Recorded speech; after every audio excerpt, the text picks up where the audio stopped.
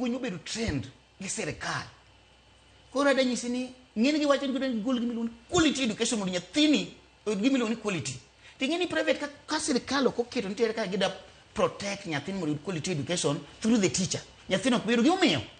Ing'eni private ka kiri in a term gichungo gi sheria moketi malong'o ma protect japuonj. Director nyalo riembi ka kodwaro. Onyalo ilo japuonj juma ka juma. Koro onge gi job security. Onge job security. Onyalo riembo makata koro education pa nyathino dhi quality no koro onge lady. Ngech oriemb japuonj dwe ka dwe. Samira chul sara be ka giriembowa. Oriemb dwe ka dwe. Koro onge miwa security, job security mar japuonj. At the same time kaka japuonj ngech amba janyuol. Security ma nyathini mondo oyud quality education bende koro is not there. It's not guaranteed. Ngech oriemb japuonj wil didek. Do you think nyathini ibro ngi standard mar nyathini? Onge.